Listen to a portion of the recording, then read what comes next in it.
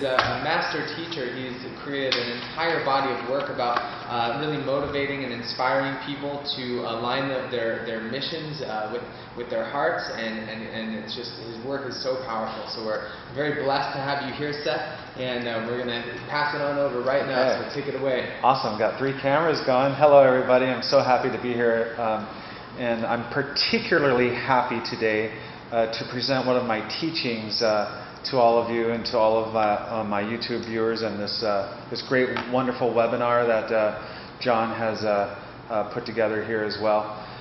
The name of this teaching is called Hap-Pi-Ness.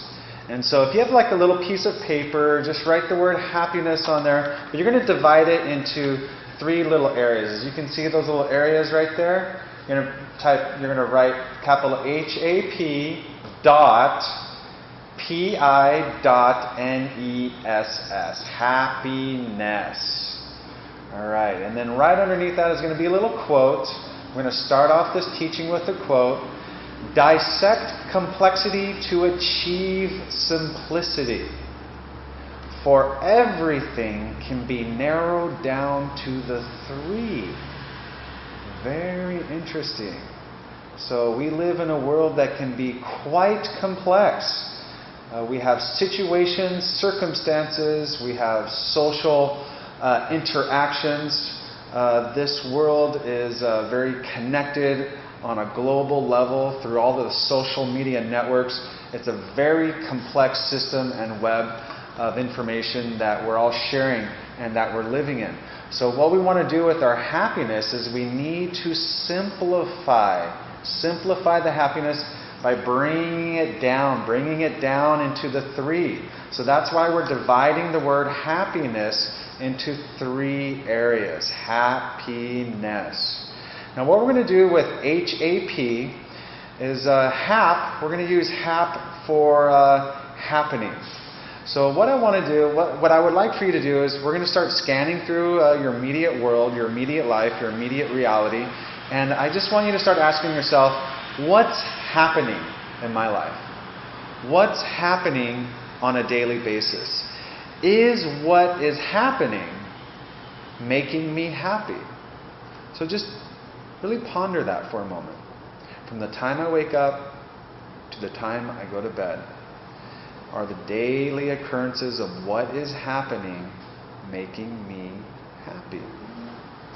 And if there's things that are happening that are not making you happy, then really zero in on that and then ask yourself, can I change what's happening on my daily life, on my daily living? Can I change what's happening on my weekly schedule? Can I start changing those schedules? Can I start taking a little time off, maybe to spend more time with the family or the kids? Can I, maybe go outside of myself, spend more time with friends? Can I start changing what's happening to increase the quality of my life, to increase my happiness? So that's what I would like for you to do. Just go through what's happening. Now what we're going to do in the middle right here, P-I. P-I stands for private investigation. So if we really want to start increasing the quality of our happiness in our life, what we have to start doing is we have to start privately investigating what's happening in our hearts.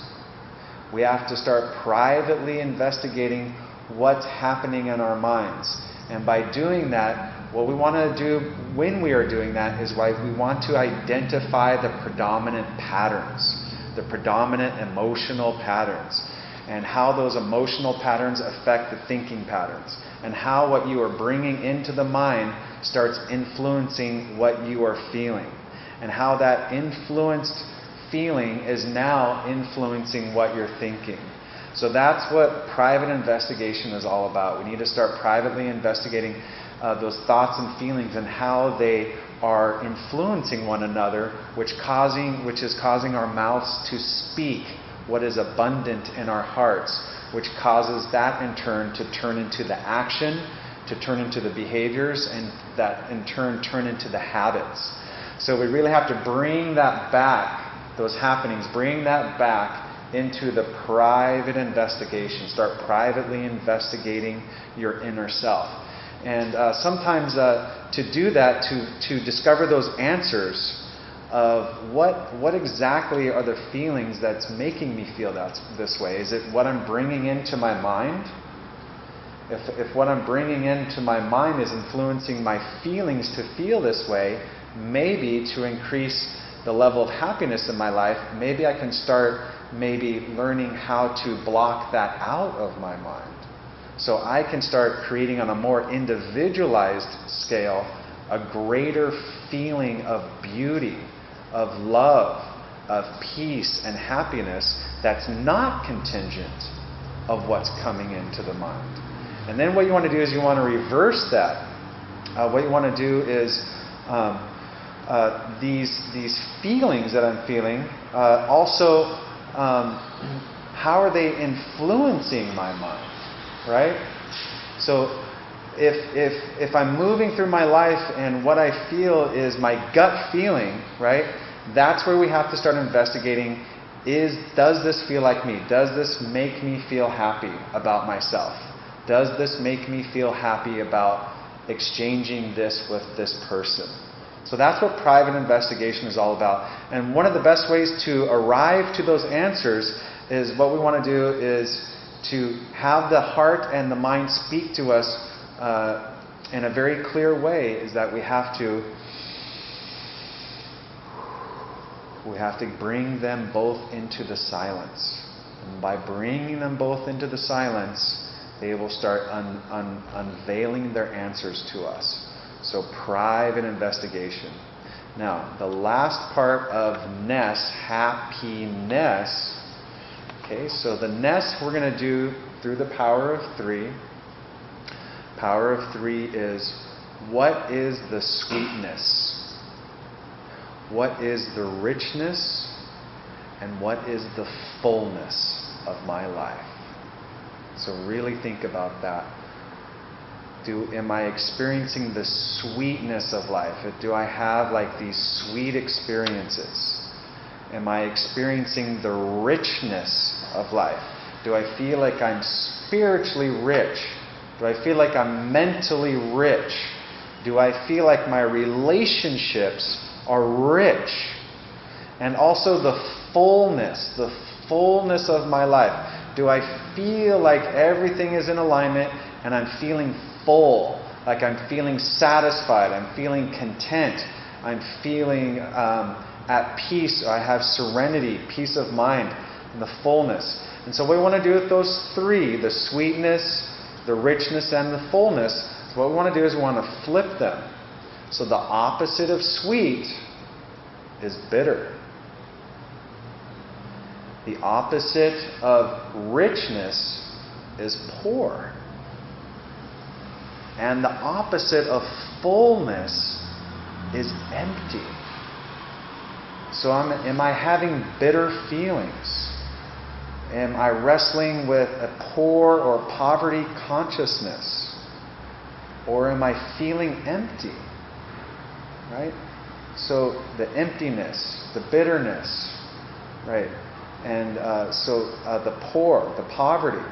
So what we want to do is we want to start with the happiness. If we're feeling plagued with those thoughts and feelings, we have environments that maybe have people that are bringing onto us bitterness or emptiness, right? You have to make that conscious decision to reverse that polarity. Reverse that polarity by getting the mind and the heart aligned with the richness of life, aligned with the fullness, and aligned with the sweetness of life. You can do it. I believe in you. Now, what we want to do right here is we want to just make a little cup right here. And on this little cup, as you can see, just a little cup right here. We got the little handle right here. And then on this cup, there's 3 little questions right here. So, right at the top, we'll start right here. Right at the bottom, is what? From 0 to 10, what makes you happy? What is it that you are doing that is making you happy? Our daily experiences. What am I doing with my life? Is my job making me happy? A lot of people are in jobs that don't make them happy. Most of the majority of all of the suicides that take place are happening on Monday before they're going into work. And so if your job is making you miserable, right? Try to see if you can change that. Try to see if you can, start an entrepreneurial project on the side of a job that you hate and get into something that you love. What is making me happy? Then just do that 0 to 10. Is what is making me happy? Making me happy. Okay, if what I'm doing with my life is making me happy. 0 to 10. Next, right up here, we're going to put where. So look around your surroundings. Your house, your neighborhood, your community, your environment. Is where making you happy? So really think about that. Is where I'm living making me happy? Is what I'm making me happy? Is where I'm making me happy? And sometimes those are both linked together. Sometimes people have to move to a place where they're living just so that they can have a better job. And so they have to sacrifice their where. Right? But where they originally were at is where they really love to be the most. So always remember how that works. At the very top here, who? Who makes me happy?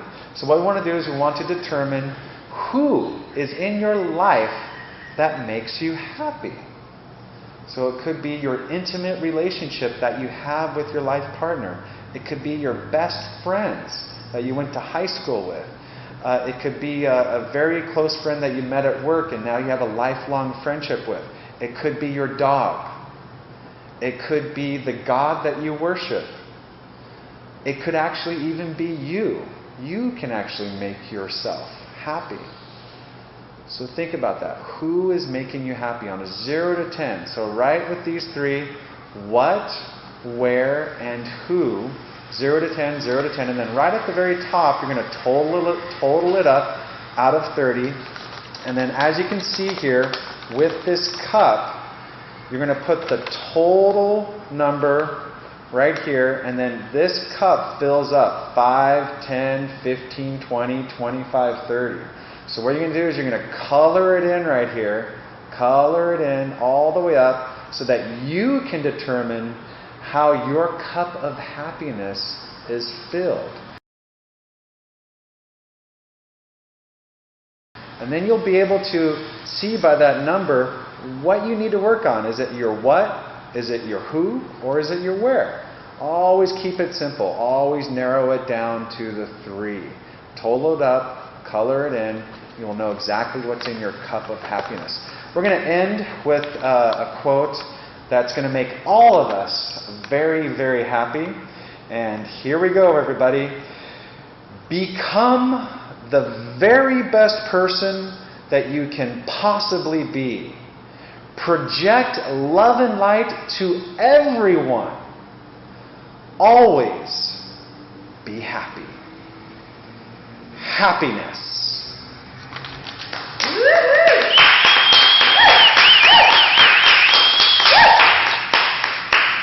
Right on. Woo-hoo, yeah. That made me pretty happy. That was beautiful. Thank you, Seth. All right.